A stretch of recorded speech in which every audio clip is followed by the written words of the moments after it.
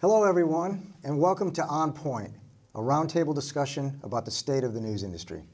I'm Neil Brown, president of the Poynter Institute, and I'm excited to be joined today by a group of media leaders, experts, and creators to talk about a new report published this week by Poynter titled Values Rising, Trends and Traction in Journalism and the News Industry.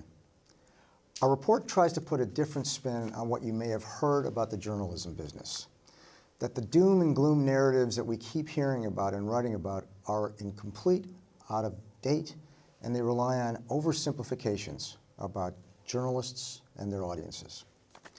What we have found is that high-quality news produced by journalists or creators is succeeding in serving audiences. And audiences are interested in news and information, and they value journalism, maybe more now than ever before. Though people say that all the time now, more than ever before. I don't know. We'll see. You can read the full report at poynter.org. Now I'd like to introduce our panelists for this conversation. Danielle Belton, editor-in-chief at HuffPost. Aaron Sharockman, the executive director of Poynter's fact-checking website, PolitiFact. Julia Beizer, chief digital officer, Bloomberg Media. Jodi Kantor, an investigative reporter with the New York Times. And Madison Gray, an independent journalist based in New York. Welcome, everyone. Thanks for joining us today. Thank you. Thanks for having us. Everybody read the report? If you're close, it's okay. So, Julia, I'd like to start with you because both in your role at Bloomberg and as basically a futurist thinker. Yeah, that's right. Thanks, I'll take it. Some of the things that we've put in the report, candidly, you've been talking about for some years. A couple of things jump to mind. Several years ago, you suggested that news organizations needed to diversify their products, and there's a big push to sort of pivot to video, and you warned, don't get consumed with just sort of one thing. The other thing that we'll talk about as a group is you talked about news fatigue as recently as last year, and saying, yes, news fatigue is a real thing, but perhaps we can find our way through with greater focus. So as you looked at the report, did you think, hey, wait a minute, I already said this stuff? Or how do we think about it going forward? No, well, thank you for the compliment, but I'm grateful to have some company. In the world of people who love journalism and want to see it succeed, thrive in the future. I think the reason I've been saying these things for a long time is that I'm a student of human behavior, as all of us as journalists, and in my case, former journalists are. And if you look at human beings, they love telling each other stories. They love reading interesting stories. They love reacting to stories. They love understanding their world. And I think we as journalists have an opportunity, an obligation, and indeed a duty to actually continue to do that work of finding interesting stories and sharing them with the world. I think the way we do that is changing. I don't have to say that to this panel. And I think the way we build businesses around that work is changing. I'm enthusiastic and excited about those opportunities, and I think that the more we can focus on the needs of our users and be as curious about those users as we are about the stories that we chase, we can build better products, we can build better businesses, and we can ultimately support more journalism. Is that something that happens at Bloomberg in real time, or is it only about strategic thinking about how to reach audiences with new and different forms? Sure, absolutely. I mean, I think at Bloomberg Media, we look at every opportunity, every story, what is the best way to tell that across any different medium, across any different platform. In our work, we focus a lot on journalism backed by data. So using data in new and innovative ways is a story form that we play with a lot as an opportunity. But we also do a lot of work in video. We also do a lot of work in audio. And what we're looking for are how are we building habit? How are we building real connection with our audiences? Because we think that's really going to drive future business growth. Danielle, how are you thinking about how to diversify your audiences, your products, all of the above? That was a big thing for me when I first came in at HuffPost, was how we could have both a diverse revenue strategy, diverse audience, diverse staff, diversity all around. I'm very pro-diversity on pretty much every way, shape, and form and level.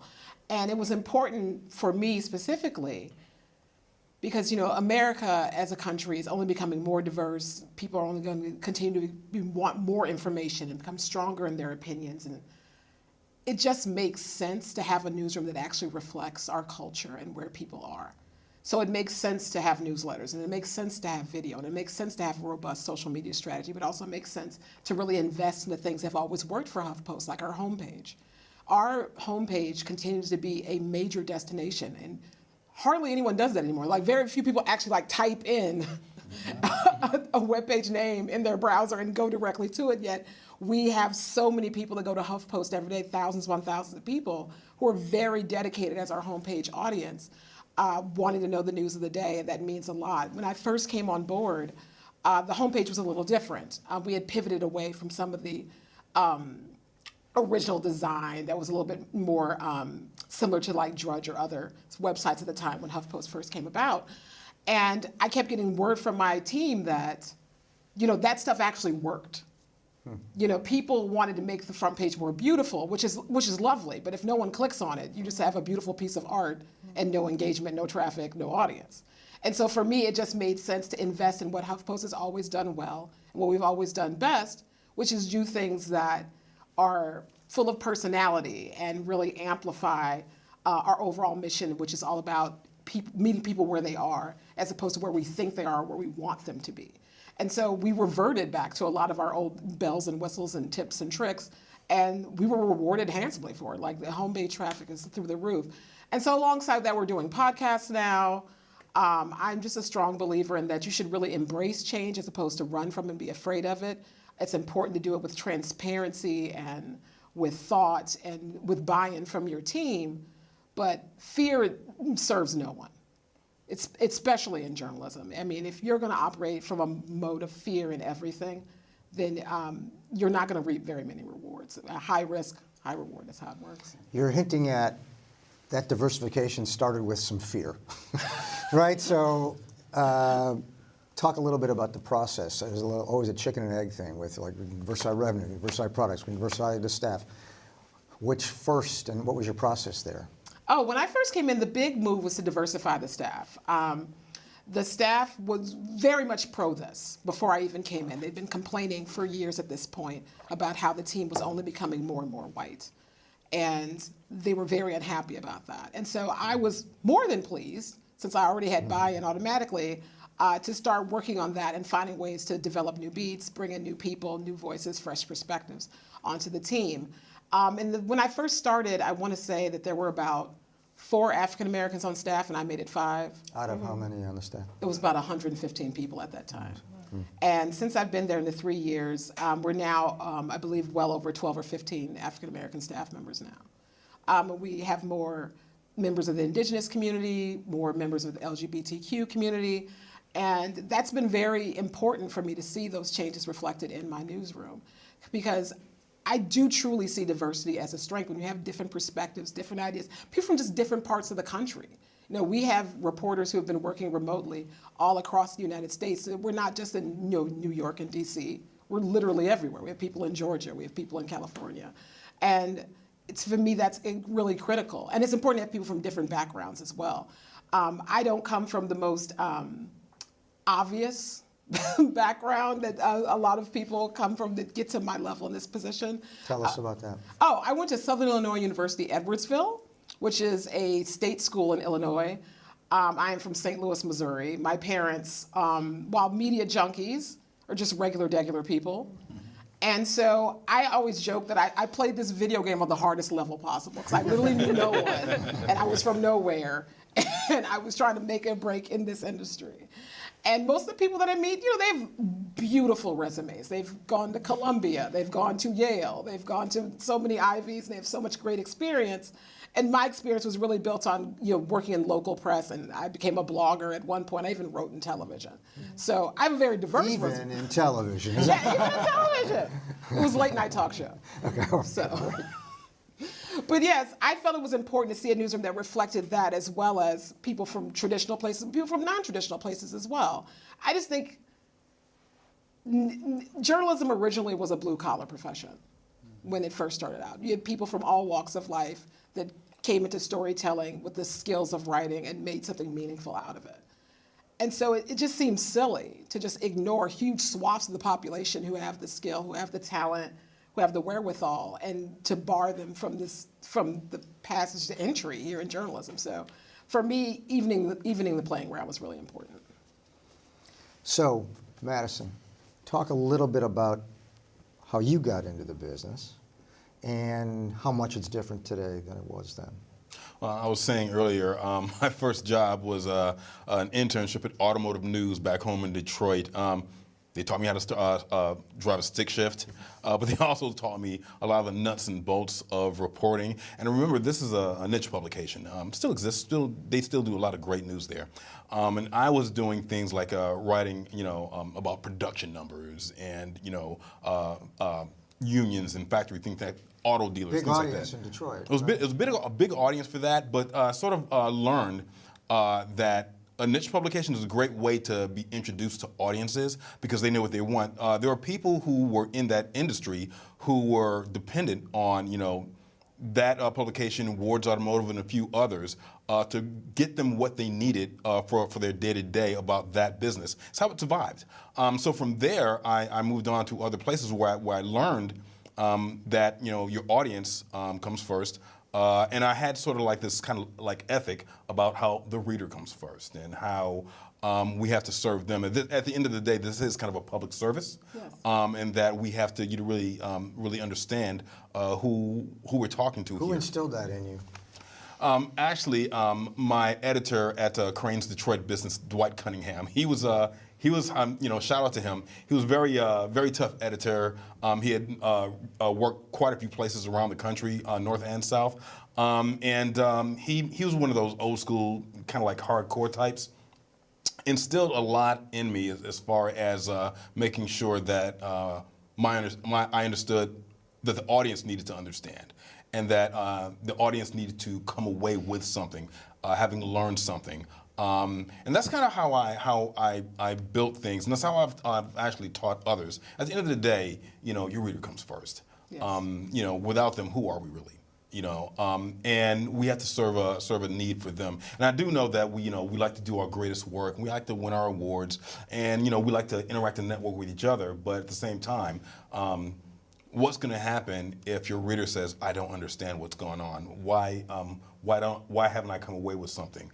And maybe this is too salacious for me, or too sensational. Why do I need this? And that maybe to speak to your point about the reports, maybe there are people that we are losing in this, even though there is reason for optimism out here, because there are people out here who say, well, yeah, I get my news from XYZ source.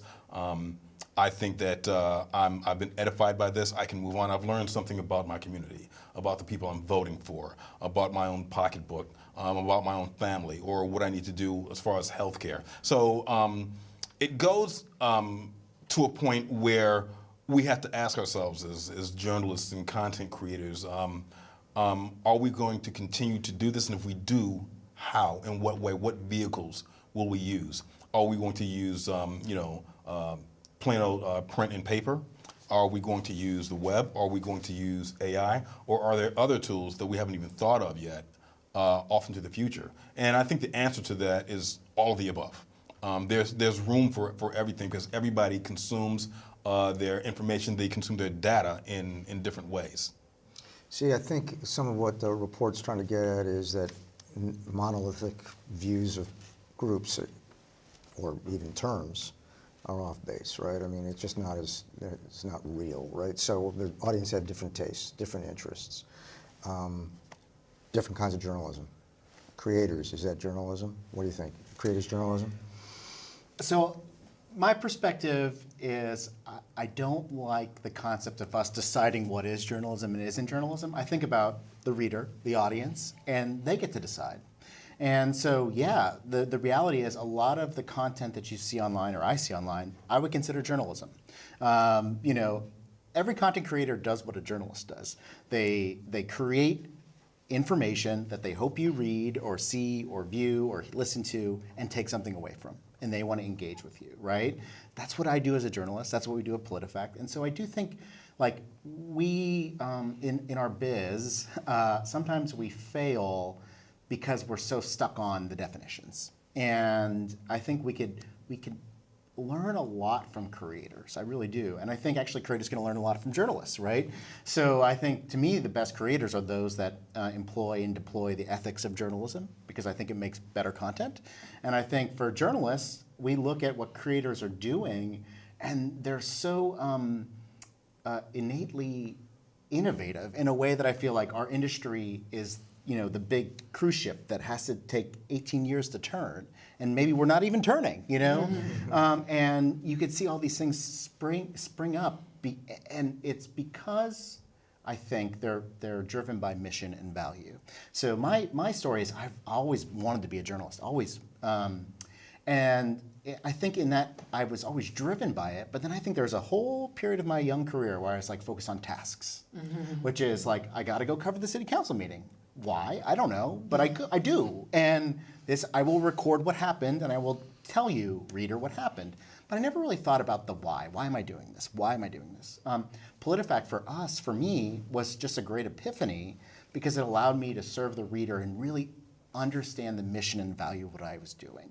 I was helping an audience every day understand what was true and not. It was so freeing, and it has been so freeing. And so I think like creators just have that built in because they're starting with, I'm doing this for a reason, a purpose that got me to the genesis of I'm creating this content because.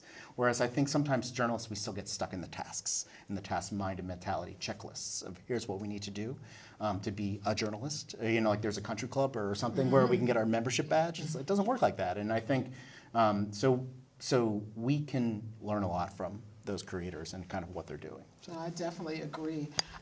When I left local news, one of the first things I did, because there were no jobs at the time, was start my own website. I started a blog, and there was a whole debate at the time about whether or not blogging was journalism. Yeah, could you get a media credential to cover the whatever? Exactly. And I always thought the argument was silly because I am a journalist. Yeah. I just happen to have a blog and chose blogging as my medium in order to disseminate information. Because that's all that people are really doing. Like you pointed out, like they're coming up with content, they're writing stories, they're finding different ways to get the information out. That isn't something that we should run from or be afraid of. We should try to figure out how to do it in the most ethical and transparent way so people understand where their news is coming from and know that they can trust it. I'll jump in on that. Because there were no jobs is the great force of innovation in our industry. You and I both joined this business as in web producer roles, right? That was just, we need to put this stuff on the internet and the machines can't do it all, and so we need some people intervening in some way, Exactly. right? And then out of that came, which now we laugh at, but innovations in storytelling, right? Things like photo galleries were sort of these early ways we were trying to bring the gifts of digital to life to tell stories. And so I think that, especially as I look ahead in this industry, I think that the way jobs are shifting and the way there are like fewer and fewer jobs available, I think is creating new opportunities and new ways to think about how to practice this craft. And I'm optimistic that that will lead to pushing us forward in new ways. The web producers were wildly innovative forces in when I joined the business in the mid-2000s, right? They were innovative forces in newsrooms. Now, looking back, it's really quite quaint compared to the way we think about news consumption today. And so I see that there were no jobs available as this forcing function to help us find new ways to do storytelling, new ways to do journalism. Well, does that mean that web producers of, say, the mid-2000s are going to be the prompt engineers of the rest of this decade? And what are the other positions going to be going forward as we, come up with new products to deliver the news? I mean, there are titles that we probably can't even imagine right now that, we're going to wind up embarking on. They could be the new management. They could be the new heroes of the craft. I mean, we could wind up having the computers, write, say, leads and everything, and we just do, all the tough reporting, which I'm not sure if people feel that's a good thing or a bad thing, but we're headed to something. And I don't know what the outcome is gonna be, but I feel that we should be prepared for whatever. So I want to come to Jodi next because I think that the report goes at this notion of evolving to get much more comfortable with so many different forms of storytelling, so many different ways to reach audiences is a good thing. It's counter, though, to the sort of the culture of journalism, which is like good days, bad days, old days, new, old, new. These are I think, false choices and false dynamics. That said, you mentioned mission and values. The level of work you do has a certain set of rules and obligations and degree of difficulty and also time to do it.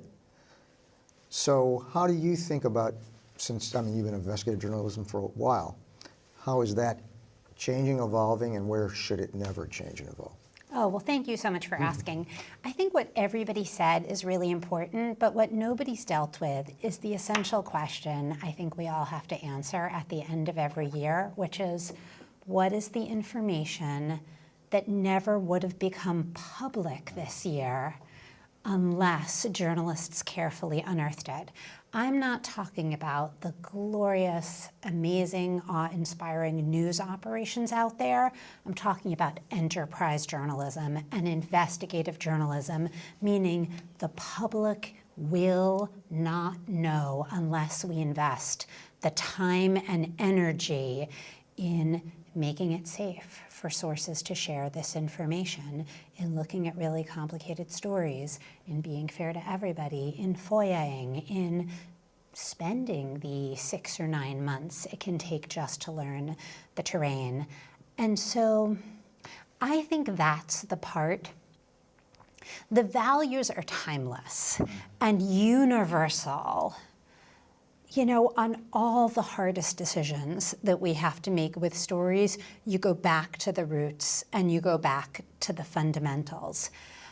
But I think especially the storytelling part of it has to change. It's how you share that information that I think jibes so beautifully with what everybody is saying. You know, once you're done with the process of finding what you need, being fair to everybody, checking everything, coming up with a tale that is surprising and telling and complex and maybe really upsetting, how are you going to make sure that people actually read it, right? Because if you're just producing the information and not finding an effective way to share it with the public, it doesn't count. I remember before the camera started to roll, we were comparing notes on our first jobs in journalism, and I still remember an editorial meeting at Slate Magazine, which was then a startup, and a very innovative startup that I worked at. It was my first job in 1998. And Michael Kinsley, the editor-in-chief, was brilliant and cutting. And I remember somebody mentioned some story idea, and he said, "That sounds like a perfectly worthy story that I would never want to read." And that's not the goal, right? The goal is actually enthralling journalism, and I think part of what makes it enthralling is being able to deliver it in a way that really works for people. In the past year or so, I've had the really interesting creative challenge of taking a very complicated Supreme Court investigation that involved really dramatic stuff, but of course dramatic stuff that took place in legalese. And having someone new at the Times come to me and say, "How do you make a really compelling TikTok-like video, Jodi, of everything you just found?" And we sat down and really thanks to her expertise, not mine, we did it. And sometimes, by the way, it does change your conversations with sources as well, because also in the past year, I'm 49, I've been in this business for a long time. I ran across my first person who I was trying to get to open up, who had no functional experience of a newspaper. Because this is the reality now, right? This was somebody who had, her news vocabulary was TikTok. And so it was a really interesting sort of conceptual challenge as a reporter, because I had to find a way to create trust with this person without that common reservoir of, we both know exactly what a newspaper is and how it functions. Did you get some help from colleagues at the Times on that, or you were able to do it all by yourself? I think it actually goes back to what you said at the beginning. I think it's more about thinking about the really universal stuff, right? People are so smart, they notice so much, they remember so much, and if you can send the message that you care and that like the things they've noticed and registered are important to you, then really no matter who the person is or what their experience is, you might have some sort of chance. You agree with that? Of course, yeah. And I think there's something really wonderful actually about what you're describing, about meeting someone across different modes of news consumption to try to share what you're trying to do is bring things that wouldn't be known to light, and how their voice is an important part of that as a source. That's a mind-blowing story of them not having the shared concept of a newspaper, right? Because there was a time, I think, in all of our careers where that was pretty clear touch point, right? But that, like you were saying, that universal value of trying to unearth stories, that's what you're trying to communicate with this person. It sounds like you were successful in being able to do that. You know? Why did they trust you?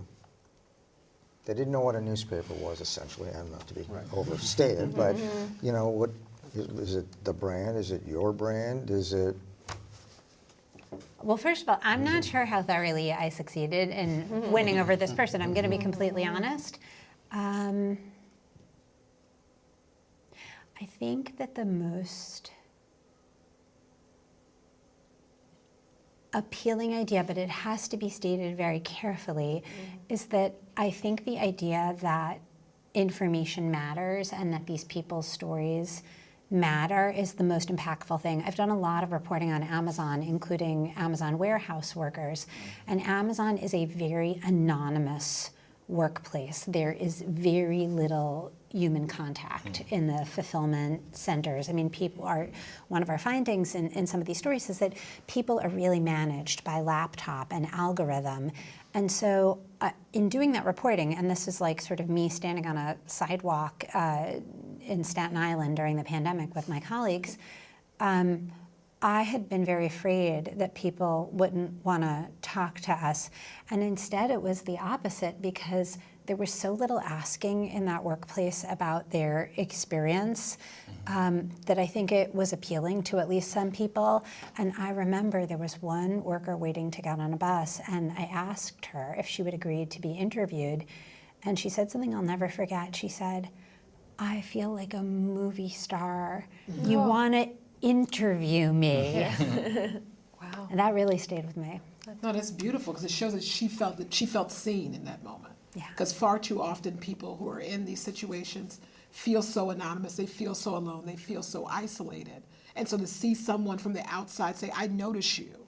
I want to know what's going on in your life. I want to know what's happening at your workplace, and see if we can make it, get the news out there and see what change we can create," it has to be so meaningful and impactful. Like, I started out in local news, and there's always that running gag in like local TV news with the man on the street, it's like death. I hated doing man on the street when I was an intern, where people just seem to be just overly excited just to be in front of a camera. A house can be on fire, someone could have died. People are just thrilled to talk to the local TV news person. And people make fun of it, but it really comes from a place of like, oh wow, I'm finally being seen. People are going to see me, they're going to hear me, they're going to know what I think about the world, and it's going to get out there. And that's powerful. What we do is so incredibly powerful. And we should never really lose sight of that, because very few people have that. A lot of us, I know that a lot of my younger staffers deal with this quite a bit, with trolling from people online, from people on social media. I've dealt with it since I was in college. And when I was working at the Bakersfield Californian, a troll actually reached out to me under his real name with an email. He'd been trolling me for years at that point, and admitted that he actually really liked my writing. He always wanted to be a writer and wanted some tips and promised he'd never troll me again. He went back to trolling me the next week. But what I got from that was, this person just wanted to be heard, and he didn't know how to get it out there. And so he resorted to just being a jerk, because that was one way to get people's attention. So it's like, you always have to keep that in your mind, that these are human beings. They have a desire to be seen, they have a desire to be heard, they care about the news, they want the information out there. It's just some people struggle a little bit more than others with how to get that across the goal line? Well, it comes down to a human factor, I think. Some years ago, I was freelancing for the Daily News, and I went to a murder. A guy had actually killed his girlfriend, and so I was sent to the house of the family. Of course, this family does not want to deal with a reporter on a day like that. So I had to figure out, because all the press was there. It was kind of major. All the press was there, knocking on doors and things like that. So I went and I knocked on the door, and this poor girl's mother was frustrated with me, and I told her, "Ma'am, I am the press. If you can't shout and moan at anybody else, you can shout and moan at me, and I will listen." And then she invited me into her home to, get sort of the human story of her daughter and who she was. And that's what I wanted. I didn't want something about, this young woman was killed, things like that. That dehumanized her. Okay, so I wanted the story about how, who she was and, where she went to school and who her friends were, things like that. The girl's brother was still frustrated that I was there, not trusting the media because there were always so many, negative stories that ran and, in the media especially about that particular community. And he yelled at me, he was angry with me, he threatened to sue and everything like that, right? So the story ran, and the next day this guy texted me and thanked me for telling the story of his sister and, in such a delicate way. So I kind of learned something from that about how we're seen.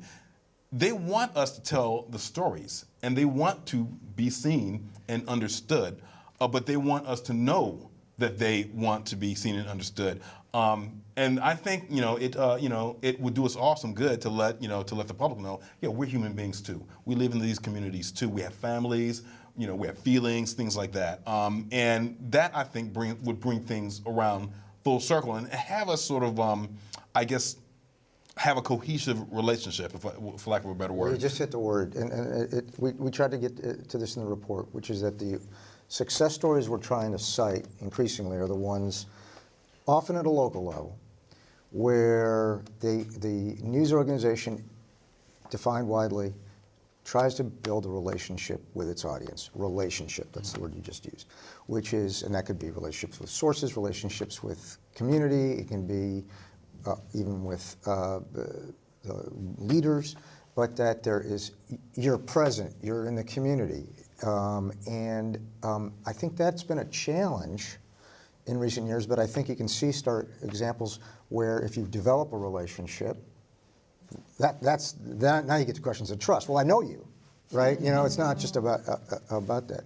So the challenge is, how do we keep at that? Will you actually talk a little bit about some of the extraordinary startups you highlight in the report? Because the report is really optimistic, which I really appreciated. And for me, the headline was really these new news organizations and how creative and innovative they're being, their relationships with their own communities, and how many of them there are. Yeah, when I talk to journalism students, I always say these have got to be the best jobs out there, to be in the process of really starting something new and figure it out. And so I would love to hear you talk a little bit about some of these organizations and what you see in them.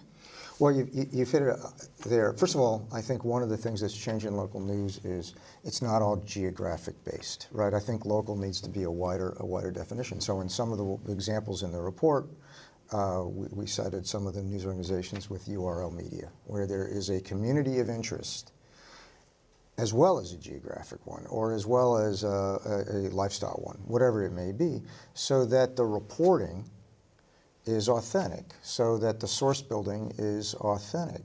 And you see a number of small organizations. They're small, but they're built around both community, and then I'll add another word, and I was getting at your first thing, some level of service.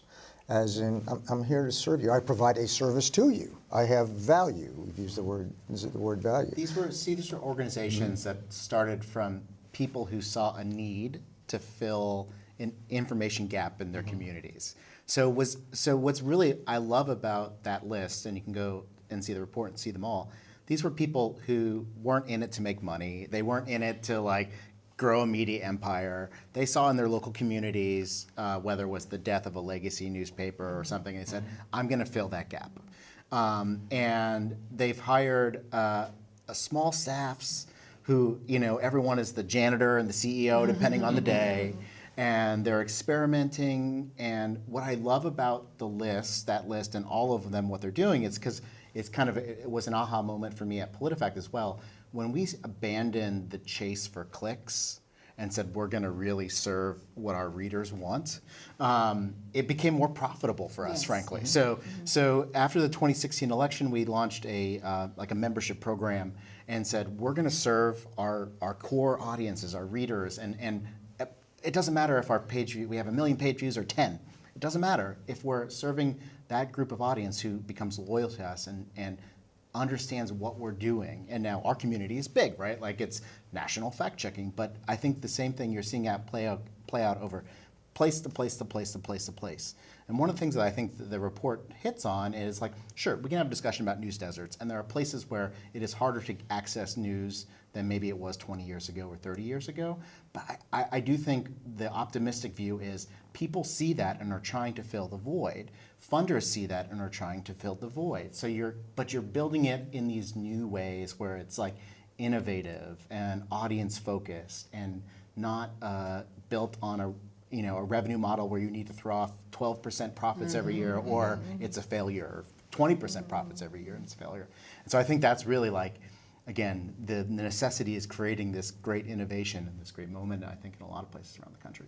No, I think I really liked your point that you were making about making the audience the focus, because that is something we think about every day at HuffPost, is about our reader. Who is our reader? How can we reach them? How can we meet them where they are? I think far too often people kind of get lost in their own mythologies, and they want things the way that they wish things were, and they get frustrated because they think people should be consuming information one way versus another. But the reality is people want information. They want to better understand the world that's around them. And so if you go with an audience-centric way and you take your ego out of it, and you meet people where they are, you do reap the rewards. Like at HuffPost in July, we reached over 500 million page views, which was the most we had had since the acquisition. And it was because we are invested in speaking to people in a language that they understand, meeting them where they are, and giving them the information they need to make the best decisions for their lives every day. And that wasn't just our political reporting. That was the life reporting. That was our personal section. That was our entertainment reporting all together. Because when you look at the audience and make them the prime focus, you will find success in time. It's not going to happen overnight because you don't build an audience overnight. Can I put one caveat on this, which is we have to be careful not only to give that audience, our friends, what they want to hear, but sometimes we have to give them the tough love. Oh, so definitely. we have to make sure. So I think, like, there sometimes you can fall into the trope of, like, here's my audience. If I just keep feeding them exactly what they want, they'll keep coming. But I think sometimes it's incumbent on us to have tough love. To say, like, hey, I know this is probably how you think, but I'm going to tell you you're wrong. Well, or even put a different way, I think sometimes. Yeah, no, it still has to align with your mission. Yep. Completely. Well, but I think, what do we do about the reality that I think increasingly people don't recognize that, or audiences, I should say, plural, don't recognize that sometimes journalism isn't popular, right? You're going to tell folk things they may or may not want to hear, may or may not choose to believe, but they at least have that option. But that means understanding all kinds of audiences, right? I mean, you have so many different products that have very well-to-do individuals, business people, political people. How do you navigate the fact that they all might have a different expectation? Well, I think certainly through experimenting with storytelling, I think that's part of it. Like Danielle saying, meeting people where they are is a big part of our work today, particularly at the storytelling angle. I think we invest a lot of time in getting to know our audience through research. I think that subscription and membership models are incredibly clarifying for journalistic organizations. It allows us to really just cut out the distractions. Who are the people? And is it honest work? Who are the people that we work for? What do they want? How can we best serve their needs? I started my journalistic career as a service journalist, writing about fun things to do with your free time in Washington, D.C.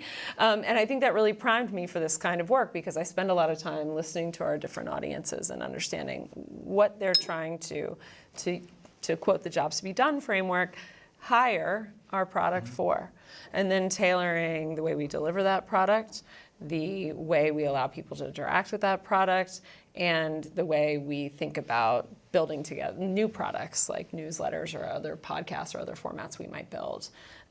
So yes, I have people in the public policy space that hire Bloomberg Media for one task, and I have people in the finance space that hire Bloomberg Media for another task, and I have C-suite executives across the globe who hire Bloomberg Media for another task. It's my job on the product and operations side to make sure that I have the right user experience to meet those needs and showcase the journalism in the best way, that I have the best marketing in place to make sure I'm introducing our journalists to those audiences, and that I have the right product on the back end to make sure I've got a subscription offer to get them in the door to get to use us even more and get to experience what we're all about. I want to give a complimentary answer to your very structural, analytical, business-grounded answer. It's not at all a contradiction. I think it's complimentary. But I think the reportorial answer is that you make the stories so compelling that they can't ignore it. I mean, a lot of people on the left did not want to hear bad news about Harvey Weinstein in the beginning. He was a lion of the left, right? He was like a hero who had donated money, to all of these causes. He had supported all of these Democratic politicians, but Megan and I gave them a story they could not ignore. And then, an incident, a chapter perhaps worth mentioning from earlier this summer was the kind of saga of the reporting on President Biden's health. Yes. Yeah. And That was a big one for us. for all of us, because the reporters who initially pointed out problems with President Biden's health, they got so much grief. We all saw the online abuse. They were accused of being biased. They were accused of being unfair. But it turns out the fact that they were trying to do something that may have been difficult and unpopular with some people was the point. I mean, it sort of goes back to your beautiful moment of being willing to be yelled at by the person whose door you knocked on, because the stance of a reporter is, I'm not trying to be your best friend. I'm not trying to win you over. You can have a really angry reaction to my work. That's okay. Journalism is a safety valve for society, and you getting mad at my story is better than a lot of other reactions we could potentially have. And so I think what all of us are dealing with in our organizations is the fine art of seduction that you laid out so beautifully, but at the same time, a kind of confrontation that comes with that seduction of saying, I'm going to be very real with you, and I'm going to tell you exactly what I really see. So go ahead. Well, I was just going to say, just to add to that, because I totally agree, I also think there's something really wonderful happening now in that we have an opportunity to reclaim the narrative on what journalism is and can mean, right? And I think us showing up every day and showing what that without fear or favor can look like is a really important part of this.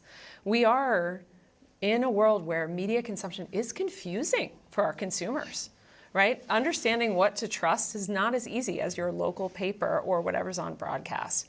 And so I think showing up like you did, I read your Supreme Court story in print. I'm sorry I did not know about the TikTok, I will say that. You know what I mean? But I read it because it was compelling journalism about something that was important to me in my world. Thank you. All of our audiences will have something that is different and important in their world. We are no longer living in a monoculture, right? So there will be different things that are important. And it is our job to go back to someone's comments earlier about the values and ethics with which we approach these stories. I think that is unchanging and should not be changing, so that we can adjust the kinds of stories we tell, so that we can adjust how we package and distribute those stories in order to reach the right audiences. But that values underneath, I think, is really important. I think it can come down to, when you say, meeting people where they are, sometimes that actually means actually being the bearer of bad news. I mean, I'm sure there were people who did not want to hear that Nixon was such a bad guy, but it turns out that, all these things happened. When we deliver this news, sometimes we have to be kind of blunt, don't we? We have to, make sure that, the facts are out there and let the chips fall where they may. Can we, spoon feed it? Sure, but it is our job to deliver what people need to hear. whether they like it or not. I mean, I wouldn't have wanted to have 9/11 sugar-coated. I mean, that was one of the most important things that ever happened in this country's history. We needed to see that, as it happened, and so that for one thing, for people's safety. And that means actually, letting them know that, there's danger out there, something is happening. We're going to deliver this to you as it happens, and that's, really the whole point of live news. Same thing happened in the LA riots in '92, and so many other things that have happened in the country's history. We've had to sort of meet people where they are with the bad news, but there's still a way to create the narrative around that, because you don't just report the breaking story, you report the follow-up story, you report then the human interest pieces, and then you report the data. And that's all a part of the package. Fortunately, with a lot of web journalism, we do have the opportunity to use multimedia to explain all these things, sometimes, within the hour. But I feel that, it's part of a great skill set to be able to deliver all these things. So when you're talking about students, letting them know that, we can deliver these things in these very smart ways. And I guess that also speaks to why we should support a lot of the nonprofits out there, giving them what they need to do that, because it comes down to a community level, which is also, I think, something that the report was talking about. So you brought up nonprofits, some of the examples you gave are funded. There's going to be a challenge going forward, an optimistic one nonetheless, but we have a lot of philanthropy now supporting journalism. I think it's one of the components of funding local news. And it's one of you mentioned with our fair favor, some donors may not understand what the rules of engagement are. They may not understand how what you just described, Madison, and what our role is. And so you may not need to think about it at the New York Times necessarily, but even there, how can we make sure that the new ways to fund this journalism understand that it's not always popular, that there's a service, that there's a job, and then I go back to relationships. Well, maybe they can be mad at me, but still have a relationship. But we've been thinking a lot about how will foundations, how will money from the nonprofit sector understand this work is different? I think there's work to do on both sides. So I'll start. I'm a big believer that lots of well-intentioned people contribute to their local arts or their museums, and they don't get to decide what the exhibit is or they're paying to support the community. And journalism, at its end, is a community-driven process, and I think foundations need to understand that you're supporting the community, even when it says things that you don't agree with. And I think that's, very cool. I mean, I tell a story. So I've done a fair amount of traveling overseas to coach and train other journalists.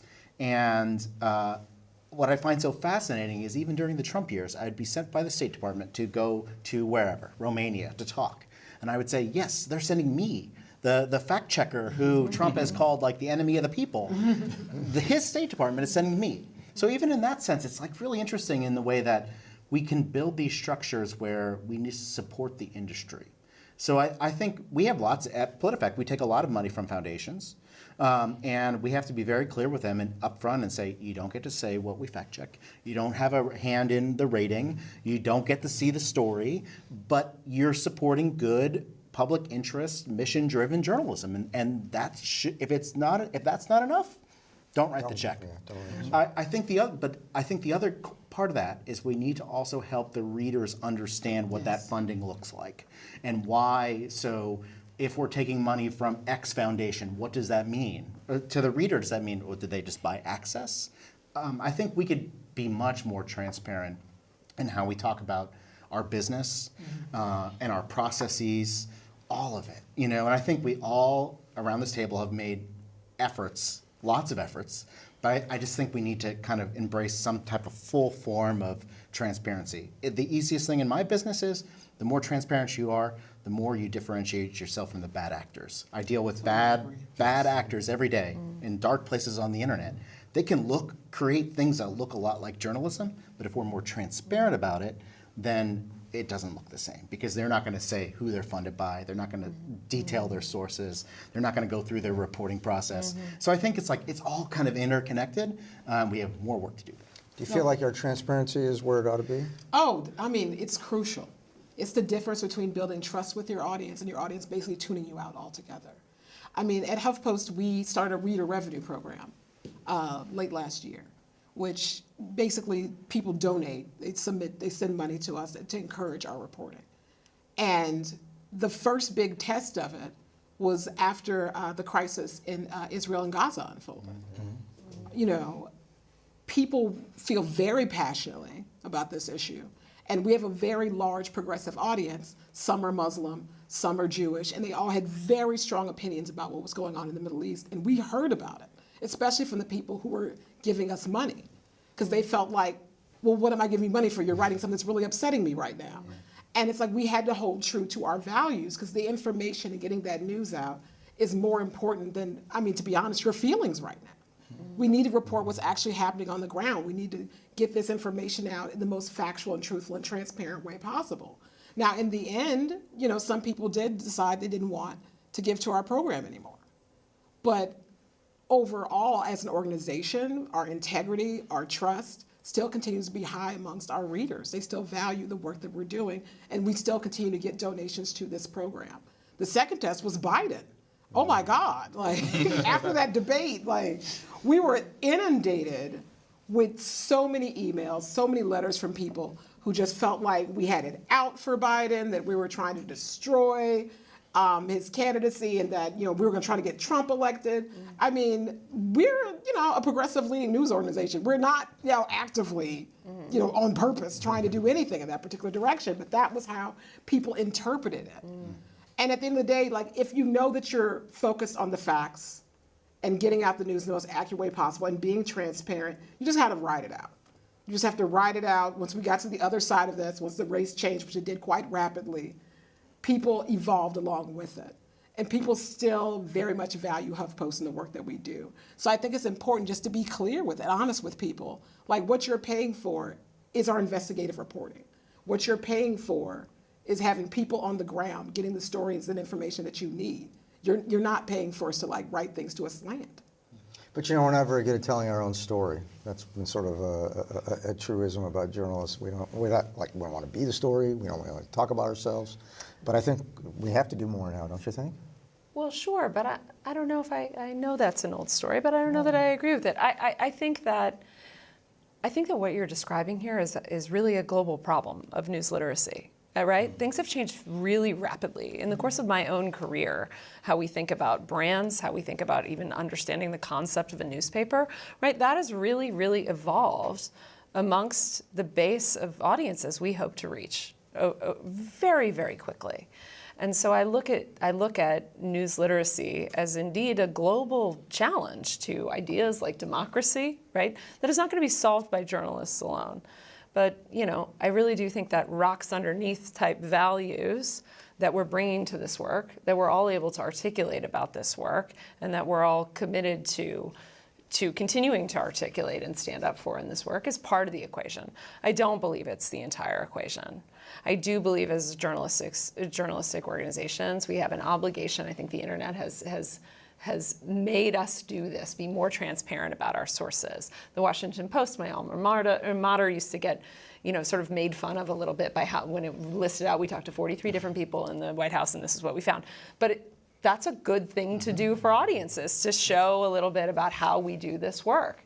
And so I think that as an industry, we are evolving and telling our side of the story on how we do this work, on how we get people to trust us. And I think that's important in building trust. I do not believe we as an industry will do it alone, but I do think the more focus we have on the audiences we serve, we'll be better at articulating what those values are to the people who enter into essentially these contracts and relationships with us to be a part of our crowd. To be a part of our crowd, by the way, at this table, this is what the rules are and how we get the news. This is what the rules are, and this is what we owe you. So, you know, when you talked about being on that street corner and interviewing, so this is a question optimistically forward and very much for Poynter in this sense, which is that, so whether it's in any of your news organizations, what are the skill sets that you think we need more of inside our newsrooms to make sure that we build these relationships? You know, I think post-pandemic is getting tired as a sentence, but the reality is there's a lot less in-person interviews, for instance, things like that. We're finding journalists that just do everything via electronic communication. Fine, we're realists, but I'm just curious what you're all seeing in your own news organizations. You wish you had more of it from a skills standpoint. Well, I mean, in our newsroom, like, what I'm wanting is more people who can still do the classic tenets of journalism. I want people who actually will just go to a place, talk to people, bring the information back, do the research, and write a story. Like, that skill is still a critical skill that's necessary. I think there's this tendency for people who don't work in journalism and don't understand the industry to think that we're all just a bunch of talking heads just spouting off random opinions at any given notice without any real factual basis behind it. And it's like, no, that's called punditry. That's a very small part of our business. That's not the bulk of it. That's not the meat and potatoes. The meat and potatoes is writing, reporting, and editing. It's people who actually do the work. And I don't feel like we're ever going to have a lack of a need for that.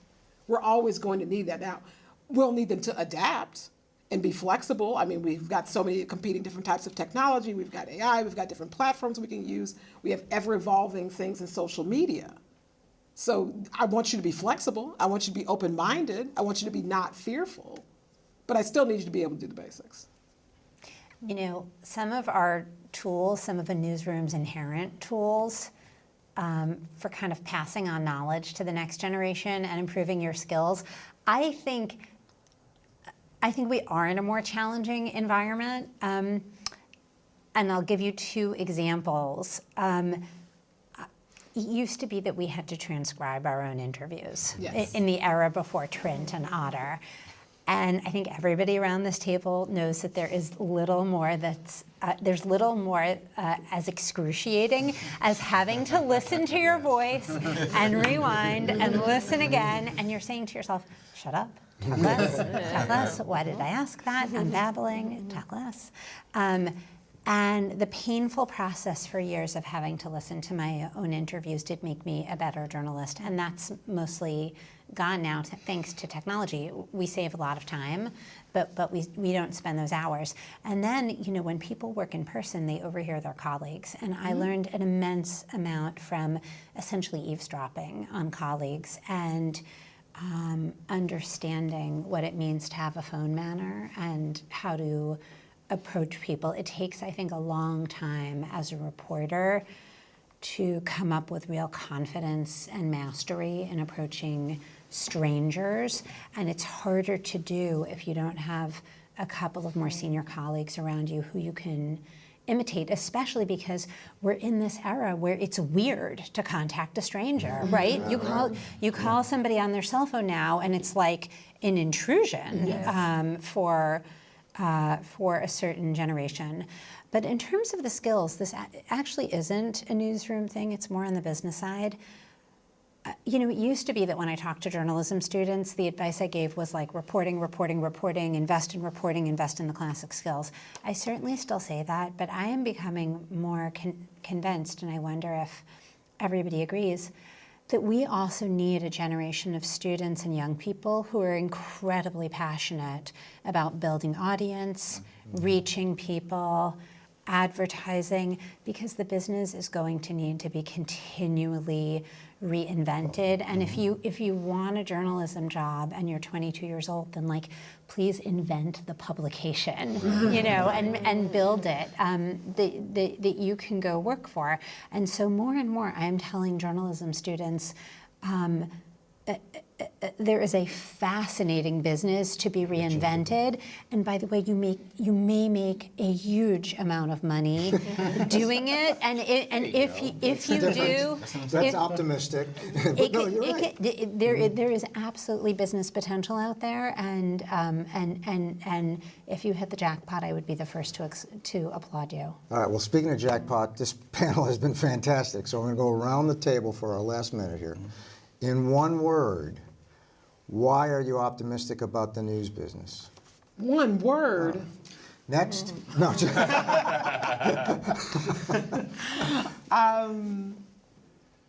Young people. Okay. Yeah, I was going to say people too. So, but I will change my answer. I think people are still captivated by news.